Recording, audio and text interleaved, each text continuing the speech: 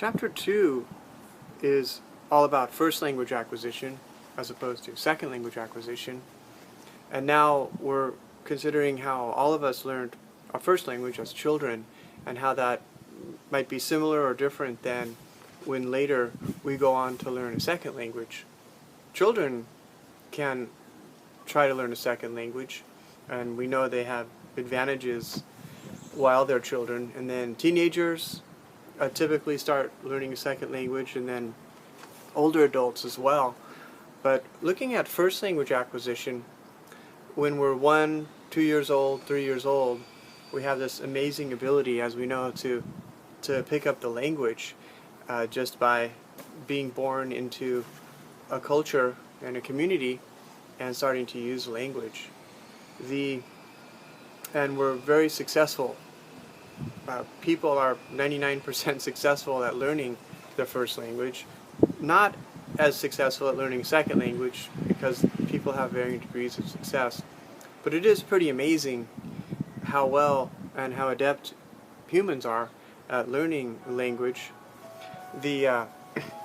One of the big questions is whether we're born with a language acquisition device, or an LAD, or you could call it the little black box, which is an ability, a natural ability to learn language. It's almost like we're pre-programmed to learn language, so that right when we're born, we immediately start absorbing everything at an amazingly quick rate.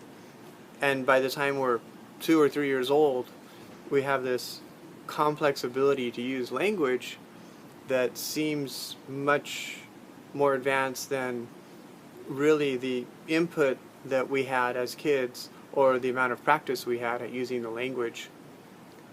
The behavioristic approach to first language acquisition really sees babies as not really having a language acquisition device, but just having a general brain for learning everything that they need to learn, walking and playing, and then language is just part of that, so that we just learn by imitating, kind of like a parrot, mimicking, imitating. We're hungry, or we have different needs for love, so we just learn language. It's kind of a simplistic view of really what language is. The nativist approach takes a completely different point of view, that, as I was describing before, that the children are born with this ability to learn language, and all they need is the right environment, people around them, family, siblings, and they begin to use language to get their needs met and interact with everyone and think of put their thoughts together. The functional approach is similar to the nativist approach in that it does assume that we do have a language acquisition device, but it focuses more on the language learning is kind of all about relationships, all about getting your needs met, and forming your cognitive thoughts as well, and making sense of reality, but mainly functioning and getting what you need and surviving. So this is all still first language acquisition. So again, the question for us is, are all of these principles the same for learning a second language?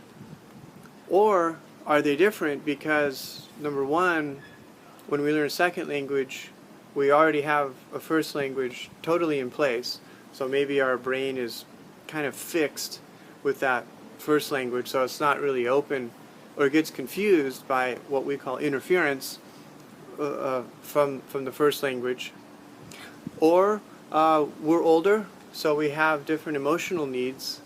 We're not very as needy as the babies are for love and attention and affirmation.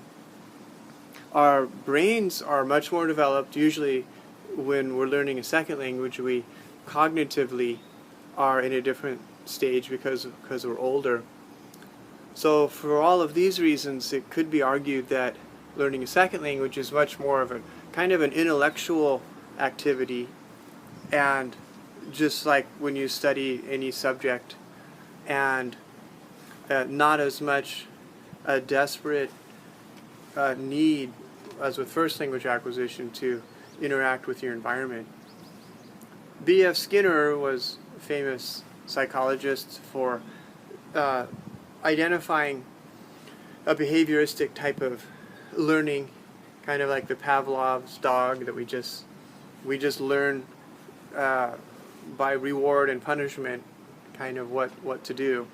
But then Noam Chomsky in the late 50s and early 60s was known for, as a linguist, for criticizing that simplistic view of language use and really focusing much more on the complexity of language and the deep structure of what we want to communicate versus the surface structure.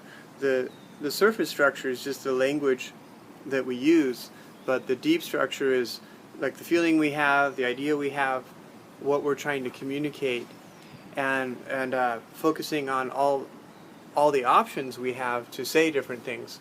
If we want to ask someone a question, we have many different ways to ask that question, different grammatical choices, semantic choices of vocabulary, and even levels of politeness, formality, informality, and it shows the complexity of language use. And so all of this is going to have an application for us in terms of second language learning, in terms of what learning is in this case and what we're going to be doing in the classroom.